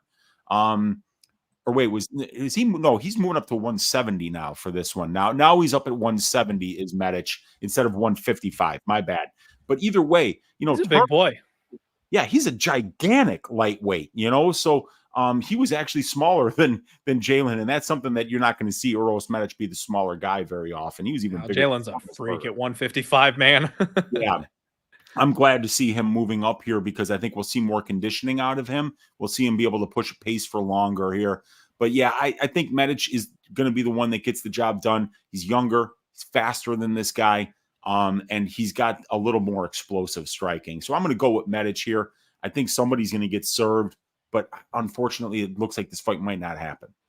Yeah, it's a real bummer, man. Real unfortunate that this fight might be one that is not taking place because it would be an absolute banger. And frankly, though, I just hope these guys stay on the card because either one of these guys on the card is fireworks. I don't care who you stick in there with them. It's going to be fireworks. So I hope they find a late replacement here. Got to give a shout out here because, oh, snap, it's Mikey, new member here on Pub Sports Radio. Thank you so much, Mikey, for joining us, saying, what's good, boys? Good to see Uncle Weezy talking with Clint. Got to get him in the DraftKings chat. You don't want my advice on DraftKings. You do not want my advice on DraftKings. Let me tell you, this past weekend, I played my Vikings on NFL on Sunday, Weezy. So I played Dobbs. I went with Addison. I went with Hawkinson. And I looked like solid gold. Like I was headed for like maybe winning $1 million on Sunday. It all looked phenomenal. And then the rest of my team just absolutely shat over the weekend. And I didn't have any Cowboys. And it just like I thought for a minute I was actually going to make some like legitimate money on DraftKings for the first time in football. I am fishing a barrel playing DraftKings, but it's fun. So I do it every week anyway. It is fun, man. It's so good. Next up, you've got Amanda Ribas taking on Luana Pinheiro. Another fight, Weezy, where I have made a move. I love me some Amanda Ribas. Whether I go on or against, she is just so fun. She's so perky. I love the attitude. She's always smiling. She is a breath of fresh air. I love me some Amanda Ribas. 11-4. The problem here is she's doing that weight class bouncing thing. She got sick of the weight cuts and she moved up to 125, immediately got nuked by Macy Barber, who now, by the way, Weezy, after being somebody who was maybe my nemesis early on in her career, I'm claiming her as my own. Macy is my girl now. She is my girl. We got the knockout prop. We called it a mile away that she was going to touch the chin of Amanda Ribas, and that's always been my thing. With Amanda, I've cashed multiple KO props on against her because she is just not durable. She's got world-class jiu-jitsu, but she's been KO'd 3 times. She doesn't react well to getting hit at all. Now, there have been a couple of times where she's been able to stifle her opponents, get them to the ground, work her way through some of those bad spots. And if you don't have the kind of power you need to really, put her down, that could be a bit of an issue for you. The Verna Jandiroba fight comes to mind because I thought Verna might actually hit hard enough to clip her as well. And I think I lost some money betting against her with Verna. Got it back on the Caitlin Chukagian split decision because it's death taxes and Chuk by decision. Weezy, you should know that by now. But she's taking on Luana here, who's somebody I've called straight up a fraud. Another one of these. She's 11-1, Brazilian prospect, 29 years old. And I just cannot, for the life of me, ever get away from the Aljamain Sterling worthy performance when she got up kicked by Randa Marcos, who has no power, Marcos who has never knocked anybody out. When she caught just a weird little up kick, the flop that this girl did, like I'm the first guy, Weezy, that's like, hey, it's an eye poke. Give them a minute. Like, you don't know what they're experiencing. You don't know the kind of pain they're dealing with. Let them take time to recover and heal. But whenever a fighter looks at the ref, looks at the corner, looks at the camera, and then goes, I've got an issue. Yeah. I've got an issue. So it was a bad acting job. They literally carted her out of there. She was gassing so badly in that fight. Marcos was looking to turn the tide a little bit, and she was exhausted. She adrenaline dumped horrifically. She got it right against my girl Sam Hughes, came back and had a much better game plan, got the win. That one pains me just a little bit here. And then they almost fast track her, Weezy. Michelle Waterson.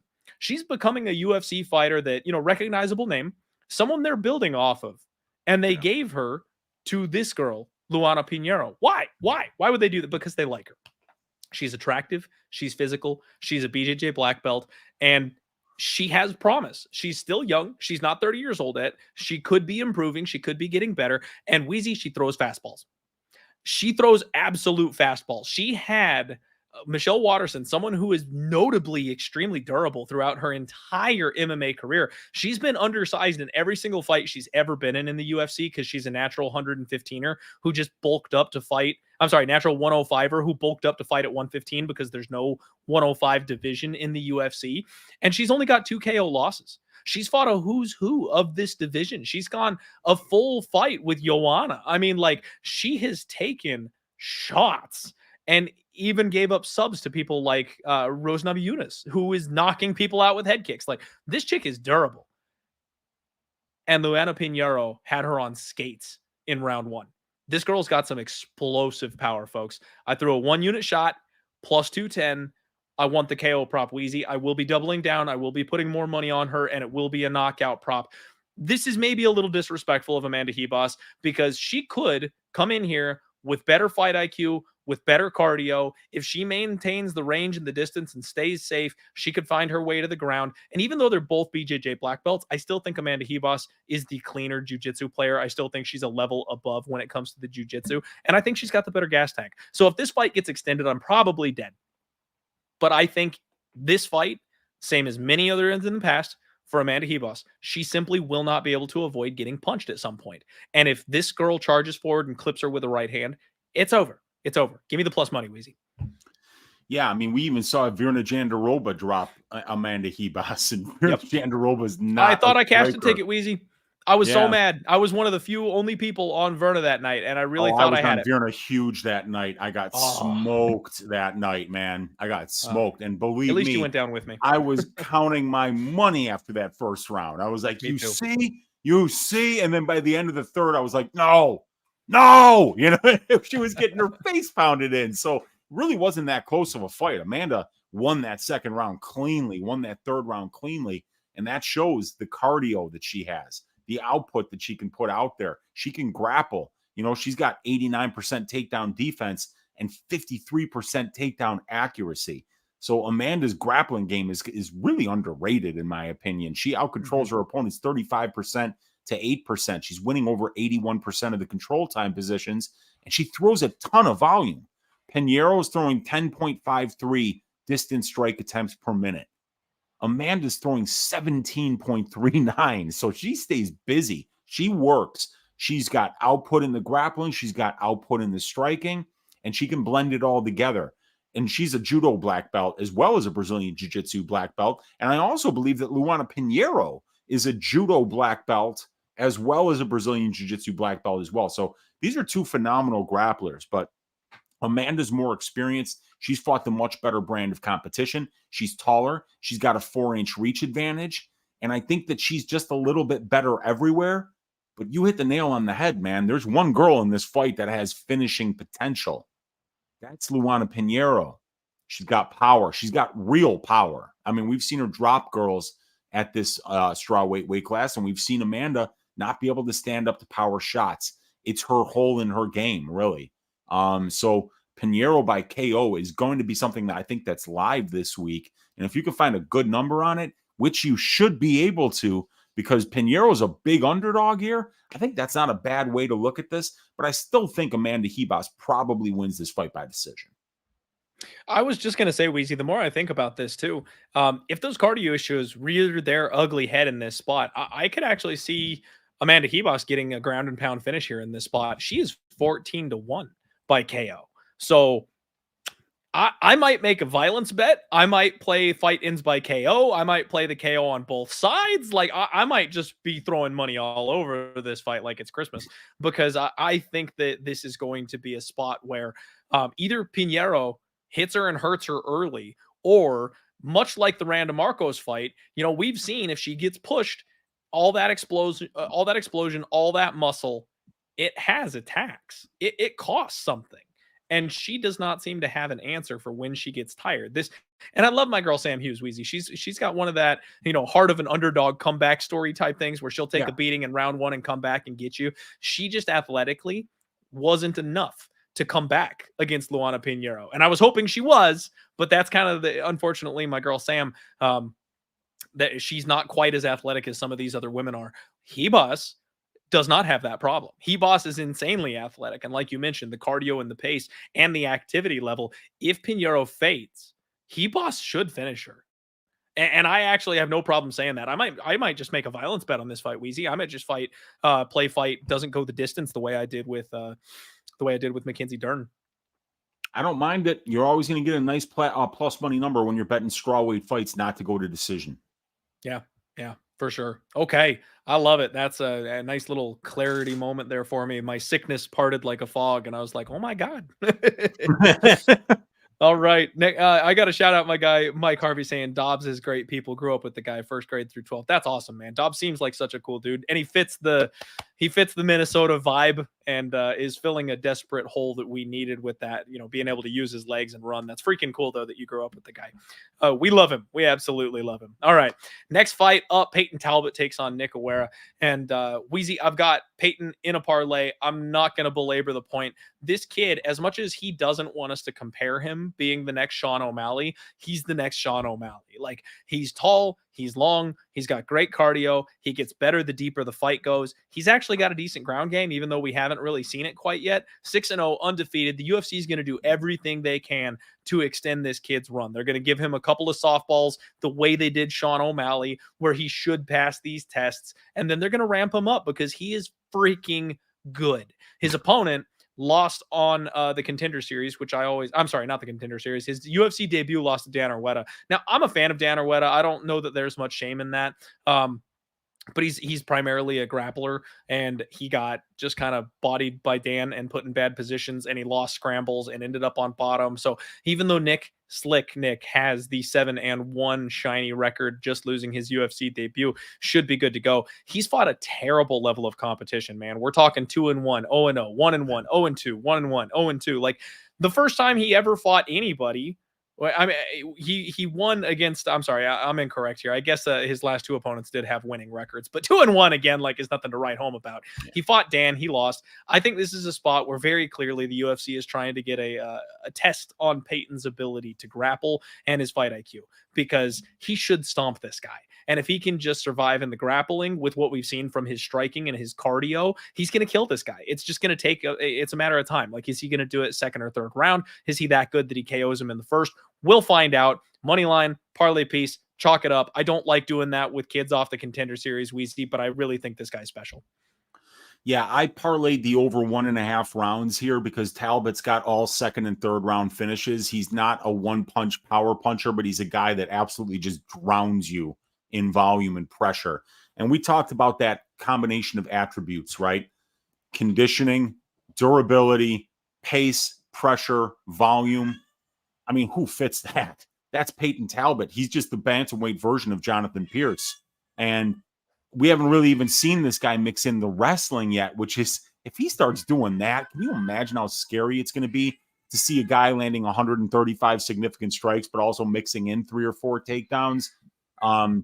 This kid's got great conditioning. His chin, dude, you see this guy eating flush shots. He eats them like flapjacks, like he didn't even get hit. That's the most terrifying part of this guy's game, is that it even looks like Payton could make huge mistakes in there and not pay for it. You know, so if you're going to be hitting, like, how bad does it suck to face a guy like Payton who can just continuously, pressure you and drown you in volume, and then even if you do get some respect, even if you do plant your feet and throw, even if you do hit him clean, it's not going to stop the output. So yeah, this guy Payton is a very, very bright prospect. Beautiful head of hair on him. If you look at the regional scene competition, Clint, yeah, hey, we can't all have it, but the thing is, you and Payton putting me to shame here on the show. It's all right, man. It's all right. We all got different strengths and weaknesses as human beings, and Payton's strength is the hair, the looks, the conditioning, the durability, the output, the confidence. He's got all of it. Slick Nick Aguirre, the fighting pride of Oswego, Illinois. Oswego, stand up. Good wrestling background in this kid. Slick grappler, good back takes, quick duck under takedowns. If you pressure him too much, he can duck under a straight right to the head and kind of like take you down or get to your back. Pretty good grappler, out of a good team. Valley Flow Striking in Illinois, Chicago guy. Valley Flow's got a really good camp. So Aguirre's still getting better, still on the right side of 28. There's some upside with him as well. But this is a tough ask, because not only do we see the volume and the pressure and everything that Payton does so well, but he also fought a guy in Junior Cortez who's a state champion wrestler 2 times over, trains with the Cejudo brothers. This guy he took him down once or twice, but Payton got right back up. So if Payton's stopping takedowns from a credentialed wrestler with a great camp like Reyes Cortez Jr., I think he'll be able to handle it from Aguirre, and he probably breaks him in the second or the third round. Payton Talbott round 2, Payton Talbott round 3 are going to be big bets for me this week. That's where it's at, Wheezy. I like it. I like it a lot. Glad we agree on that one. Okay.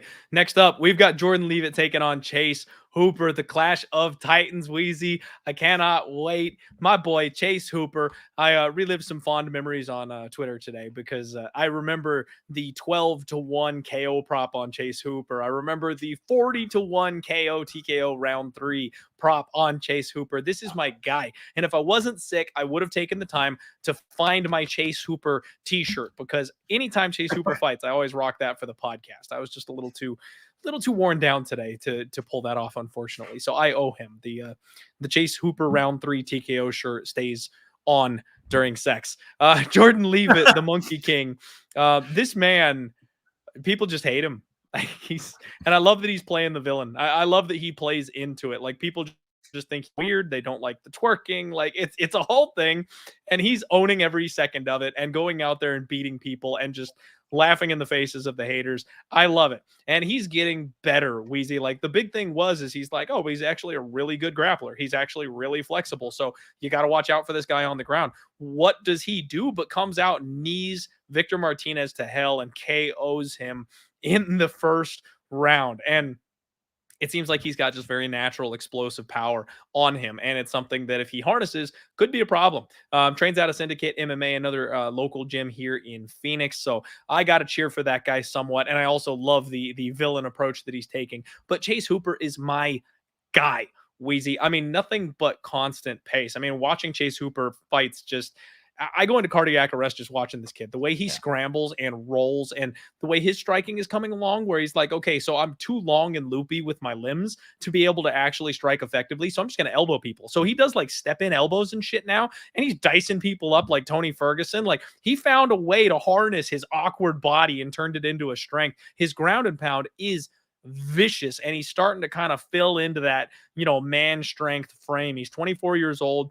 Still got a little ways to go, but he's also, like our previous, guy that we broke down, he's got that curly-headed fuck durability. He just doesn't take damage. I mean, I know he got knocked out by Steve Garcia. Somehow he was still there in that fight. Even like the referee saved him, thank God, because he could have taken some serious brain damage if they let him continue. But you just can't knock the guy out. Like, even if he's hurt, he's not going to go out. There's something about him that he's just physically incapable of getting finished by strikes. So you can always count on this guy to have insane durability. It should be a bit of a everything fight, man, because like I said, Leavitt, as much as he's a grappler first, his striking is coming along as well. And even though Hooper is getting his striking going, I think he's far more comfortable on the ground. These guys are going to tie each other into knots. And another one where there's just too much going on here, Wheezy. It's going to be chaos. I don't know how I'm supposed to rate these guys fighting each other. You've got Chase Hooper, who's a big favorite, has not done overly well in the favorite role. I've done my best work with Chase Hooper when he's an underdog and we're getting stupid numbers and stupid price tags on him,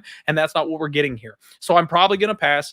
I'm going to pick Chase Hooper to go ahead and get the win, but quite frankly, it might be a dog or pass situation, because I think just as a function of everybody's hatred, Jordan Leavitt is always going to be underrated because nobody wants to pick him.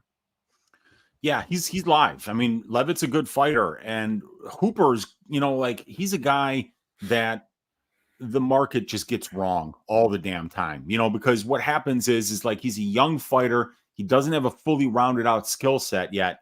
He goes out there and he beats Slippery Pete Barrett in the third round by a leg lock submission, but he was losing the first 2 rounds of that fight. And then he's a favorite against Stephen Ocho Peterson, and he fumbles the bag. He loses that fight.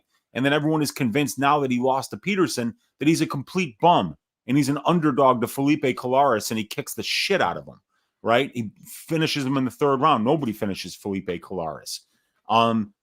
Well, a bus did, and rest in peace, Felipe Colares. That's an absolute shame. That was bad, Weezy.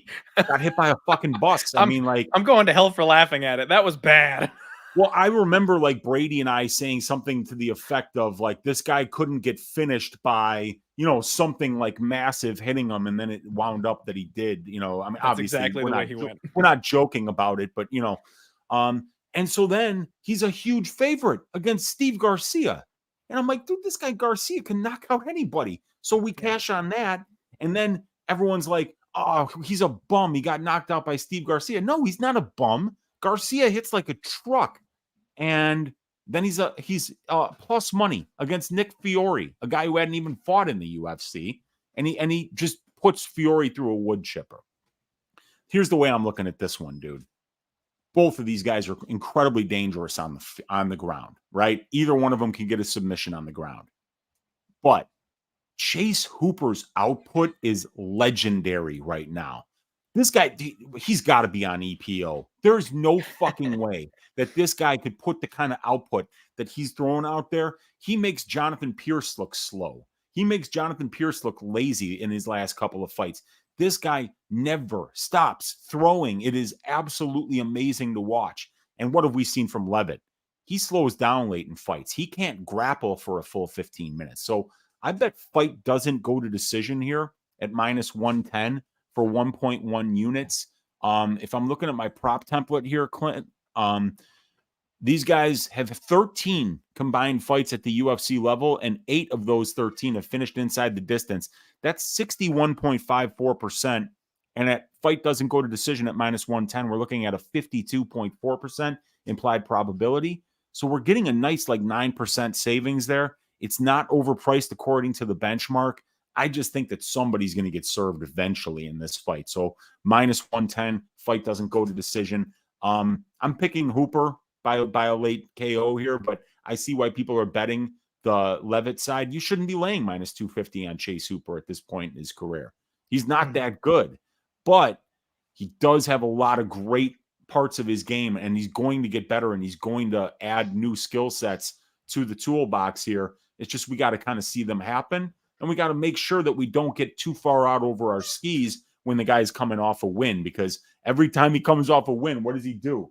He disappoints us, and he's not exactly losing to the best guys. And, Ocho Peterson and, Steve Garcia, not world beaters, He is still an evolving young fighter, and that's what it is. He'll make mistakes. He'll drop one every now and again. I think if he harnesses that frame of his, though, Weezy, I think he's got a long future here with us in the UFC. Shout out, we've got Gerald Jones becoming a member here. Thank you so much, Gerald, for joining us here. And oh snap, it's Mikey saying leave it as the underdog. It seems like a little big bit underdog of peak there. Big underdog, plus 180 is what we're looking at here. So yeah, big underdog. All right, Weezy, co-main event time. Let's get this wrapped up here. Yeah. We've got Jake Matthews taking on Michael Morales. And you guys know that I've gone to war with Jake Matthews a couple of different times. And, the Chase Hooper round 3 TKO is maybe the best call I have ever made. And second only to the Andre Fialho KO loss round 2 to my guy here, Jake Matthews. I've made a pile of money on these two guys by being very familiar with their game and being able to predict almost the exact outcome of what they're capable of against their opponents. And I'll be honest with you, Jake Matthews is a guy, Weezy, that I love to zigzag on because he's really, really well-rounded. He's a solid fighter, but he's another one of these guys that's really grown up in front of us. After a lifelong UFC career, he's still only 29. Like, this guy somehow still is not even 30 years old, and he has been fighting in the UFC since 2014. He grew up right in front of us. But same as a guy like Chase Hooper. Every time he does something really well, he fucks up his next fight. Like, he just can't ever string together like a real good run. Every time he starts to look like he's ready for the contender circle, he loses to an Anthony Rocco Martin. He lost to Matt Semmelsberger. Like, he just starts, he gets overhyped, he gets overpriced, and he drops the ball. The UFC, I think, is finally done with him here. They've matched him up against Michael Morales, who's the hottest thing since Swiss cheese. This kid looks like the goods. I know not all fighters coming off the Contender Series are ones that we need to be too worried about.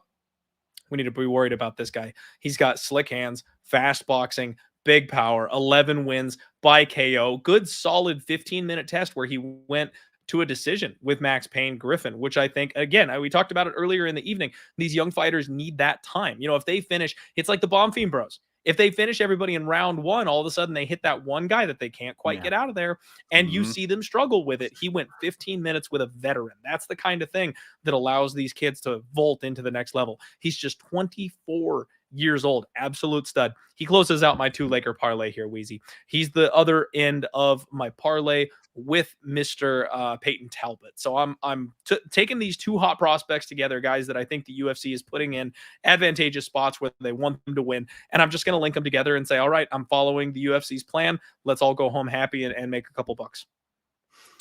Yeah. So this closes out my parlay. Michael Morales money line is parlayed up with the over 1.5 rounds in the Talbott fight, and the Mick Parkin money line comes out to plus 181. Well, what had happened was I put 1.5 units on it, saw an error message on my screen. My balance didn't go down, so I put another 1.5 units on it, saw an error message on my screen. My balance didn't go down. And I said, let me refresh the screen. And yeah, both bets were placed.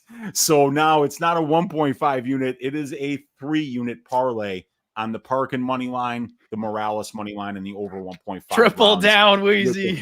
Yeah, so it's a 3-unit parlay. We'll see how this one shakes out. I like Parkin a lot. I do like the over 1.5 because in the Talbott fight, because he's a nutritional striker. And I mean, frankly, this guy Morales is special. This guy came out of the womb wearing a gi. Both of his parents are black belts. His boxing is not only fast and technical, but it's extremely powerful. His wrestling is top notch, and his takedown defense is excellent. And he's absolutely gigantic for the division. And he's only 24 years old, 6 feet, 79-inch reach. He's going to have a 6-inch reach advantage over Matthews. So my question to you would be, how does Matthews win this fight? I mean, I think he's got to clip the kid. I think he's going to be reliant on a big moment. He's a smooth boxer. He really is, but not as smooth as Morales. And he's probably a better grappler than Morales, but I don't think he's got the wrestling to get him to the ground. So therein lies kind of the problem for me, Wheezy. I think Morales is a solid favorite, and I think he's deserving of the price tag.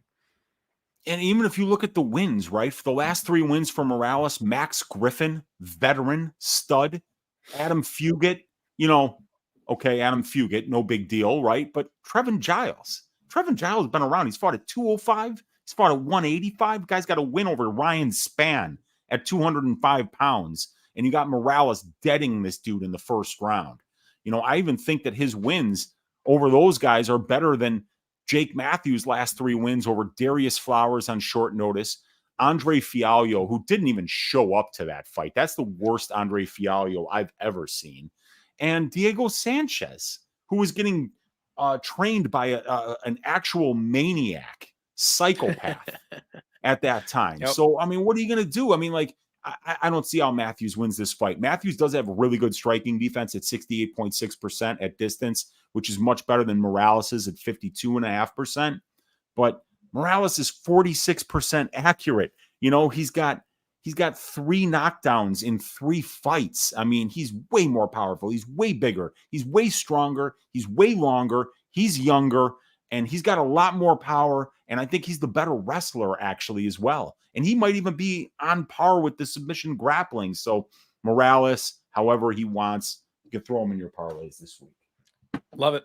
Couldn't agree more, Wheezy. Could not agree more. All right, we got 100 people watching live with us. Thank you all so much for being here this evening. It's time for the main event. If you haven't yet, please do me a favor. Hit the like button. A little piece of me dies every time one of you watches the show and then doesn't hit the like button. So please give me life. Keep me alive. This is my Uncle Wheezy. He breaks down everything. Very statistically driven. Probably the best stat numbers guy in the MMA game today. Make sure you follow him. If you don't know Wheezy, check him out. He puts out great content as well over there at the MMA Engine.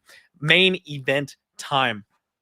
Brendan Allen takes on Paul, the Bear Jew, Craig, and Wheezy. I love me some Bear Jew. He's one of my favorite fighters of all time. You know, guys like him and Ankalaev, where they just do weird shit and they're crazy and they're monsters. And I love it. I love it. I can't get enough. This guy has successfully dropped down from 205 pounds. I doubt a little bit, Wheezy. I really did. I was like, you know what? He's a big dude. I think dropping from 205 might cause him a little bit of a problem.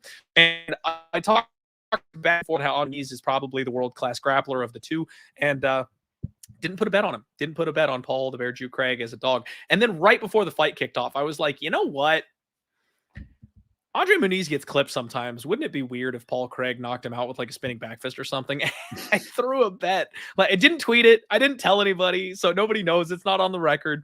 I just chucked some money at Paul Craig by KO. It was like 18-1. And he knocks him out clean in the second round. Paul Craig, I think one of the things that we don't account for enough in fighting, Wheezy, is we get kind of caught up in the X's and O's. We talk about this guy's the more technical fighter, this guy's the better fighter, that kind of thing. Every once in a while, you get a Paul Craig. Every once in a while, you get a Benoit Saint Denis, where they're just a force.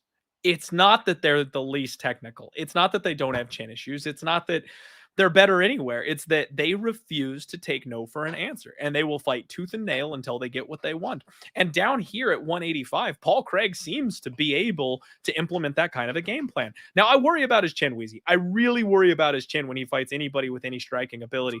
And Brendan Allen's striking game has come a long, long way. He's actually got some decent striking. He's got some decent pop on his hands. He flows really well at 27 years old. I think the ceiling is very, very high for this guy. And on top of that, he's a grappler first. So he's a very high caliber scrambler and grappler himself coming into this spot.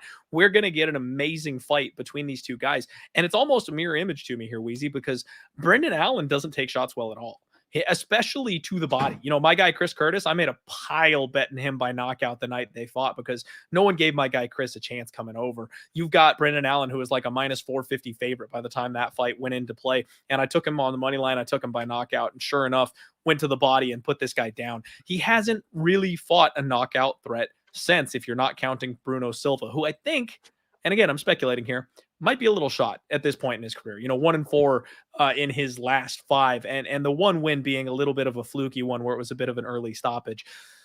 I'm not overly impressed by this guy. Jotko has no punching power. Muniz, not really a striker. Malkoun, zero striking whatsoever, unless it's the back of the head. Sam Alvey, doing some weird karate thing now these days. He only has striking power if you stand still for him for 5 minutes to wind up his right hand. He's not been tested since the Chris Curtis fight. And while Paul Craig is not in any way something to write home about with his striking, he comes forward. He throws body kicks. He throws teeps. He will spinning back fist at you. Like, he will do whatever he can to hit you and then get you to the ground. And that's, again, a la Chase Hooper. It's a thing where you've got a slick grappler who will just beat the hell out of you if he gets on top of you and you give him the chance to. So I actually think that you've got a very live Paul Craig in this spot. I do lean towards the younger guy. I do think that Brendan Allen is better, more technical, but I also think that he's a natural 185er. Yes, he's a big 185er. I'm not saying that he's like undersized or anything like that, because he is a big boy at 185. But when you've been handling people at 205 your entire career and you successfully drop a weight class like Paul Craig has done, if he can come out and punch with 185ers now the way he was hitting these bros at 205 pounds, I think there's a chance Paul Craig pulls this upset like he did in the last fight. And it doesn't seem like anybody's giving him any kind of credit in this position whatsoever. The guy has only been submitted one time is in his entire professional career. And the guys who have knocked him out have been gigantic people in the UFC. You know, guys that have that one hitter quitter power like Alonzo Menafield. Like, so I actually think the Bear Jew is very, very live here on Sunday and on Saturday. I will not be adding Brendan Allen to any parlays, Wheezy. I don't mind violence. I don't mind a violence bet in this spot, though. Yeah, I mean, violence, I think, is the way to go on this one, because you got Craig, who can submit literally anybody on the planet, and you got Brendan Allen, who's on a finishing streak here that's really impressive. And I mean, the win streak is impressive. The record, 10-2 in the UFC, and he's losing to Strickland and Curtis. You know, I mean, like, two really good strikers. So Craig doesn't really fit that mold. You know, he's beaten a lot of good grapplers, has Brendan Allen. I think he probably gets the win here. but it's a fight that I got a really poor feel for. And here's why. What does Brendan Allen do? The opposite of what you expect he's going to do. That's what Brendan Allen is going to do. If you think he, he needs to wrestle Sean Strickland, he needs to wrestle Chris Curtis. No, he's going to stand in front of them and get outboxed until he gets knocked out. To be fair, nobody should be trying to wrestle Chris Curtis. Yeah. Yeah, but still, I mean, like, you should try to actually wrestle him, even if he's got good takedown defense. Why stand in front of him and give him the fight that he wants? But the thing is like, then he goes into the Muniz fight, and I remember Brady and I were joking about it on Stat Diggers. We were saying, yeah, now that he's got a big striking advantage over a guy like Muniz who's been knocked out a ton of times, watch him shoot a takedown in the first round. What does he do? He shoots a takedown and gets it, and I remember I was laughing my ass off. I'm like, this guy does not give a shit. He just doesn't care. He will do the opposite of what you think he will do. So that's the archetype of fighter that you don't want to bet against Paul Craig, because one mistake, one little bit of hubris, where it's like, oh, there's 30 seconds left in the round. I'll take him down. He won't have time to lock up the triangle. How long did it take him to lock up the triangle against Anheliger? Dude, that triangle got locked up 5 seconds after he heard the crack for 10 seconds left in the fight. And Anheliger is tapping 3 seconds after it's locked in. And people still think that guy's going to be a champion. Yeah. I mean, but look at the wins that this guy has. He's beaten Anheliger. He's beaten Jamal Hill. He's beaten Krylov. He's beaten like these really good fighters. Even Muniz is a stud. He just had a bad night that night, but yeah, Paul Craig is live against anybody. Paul Craig by sub plus 500. Why not throw a quarter unit on it? Couldn't you see Brendan Allen doing something dumb and winding up in a triangle? I know I can. I've seen him do dumb shit plenty of times, I would see actually rather him doing something stupid and ending up on bottom. I'd be looking at Craig by KO at 9-1. Hey, that's a 9-1 number. You don't have to put a lot of money down on that to win a unit or two. So why not? Yeah, man, I get it. This fight's not going 25 minutes, ladies and gentlemen. So somebody's going to get served. It's going to be by submission or knockout. Those are the only two choices. So find the one that fits your stylistic read and roll with it, because this is a great main event. Brendan Allen is a phenomenal prospect and a phenomenal fighter. But he's getting a guy in Paul Craig who tends to lose when you think he's going to win, and he tends to win when you think he's going to lose. So it's an interesting way to end up this card. Absolutely. It should be violent. Well, I think we're going to lead off the night with violence, and I think we're going to end it with violence as well, Weezy. So it should be a fun night. Really exciting card, folks. It's great from a betting perspective. We've had a couple of weeks that have been tough to find like really good spots for betting. I think there's bets all over this card. That's usually why we like dumpster diving so much on these little fight nights, Weezy. But that'll do it. We actually went an hour and 47 minutes, Weezy. I said it was going to be short. I said I was going to give you guys the compact version, but we are degenerates, and I powered through, and we did a whole damn show for you. Everybody, make sure you show my guy Weezy some love and support for him giving us his time, his info, the numbers. Thank you for being here with me for damn near 2 hours to break this card down, Weezy. Really appreciate the hell out of you, my guy. Now's your time. Shout the people out. Let them know where they can support you, where they can find you, and any content and things you've got coming up. Well, you can find me this week on Pub Sports Radio 4 times. Stat Diggers Sunday, Die Hard MMA Podcast Monday, DFS Show Wednesday night, live watch along for the fights on Saturday. You can find me on my YouTube channel, Uncle Weezy. I do great content over there. I'm going to be live tomorrow night, 10 o'clock Central Time, to break down all of these fights from a stats and tape study perspective. I'll give you all my track bets, give you a dog pick, give you Uncle Weezy's ass shaving of the week. And the place that you can support me if you like my work is the Patreon, where you will get the best stats that are available out there for gamblers who do their own research. You're not going to find anything better stats-wise for the price than what you get over on my Patreon. Matchup stats, prop templates, and some brand new products coming out for Prize Picks and Underdog, where we can get into those significant strike, fantasy score, and takedown props that are going to be coming right around the corner in 2024, Clint. So I'm very excited about what's to come, and I'm really excited to stack cash tickets like flapjacks on this UFC Vegas 82 card. Thanks for having me on, man. I really appreciate it. Always love having you, Weezy. Always love it. So thank you very much. Folks, I'm going to get you the hell out of here because I need to get the hell out of here. I need a Campbell's chunky soup. I need my wife to just give me a hug. I need a warm blanket and I need my dog. I'm sick, I'm tired, and I'm going to recuperate. I'm going to curl up in a ball and not come out of that cocoon for about 48 hours. Love you guys. Thank you so much for the love and support. I'm sorry for missing the 7-unit bet last week. We will get it back. We're going to climb our way back up and get back to that 100-unit mark to end the year in these next couple of fights. Kick some ass out there, everybody. Good luck on all your degenerate action as always, and let's roll.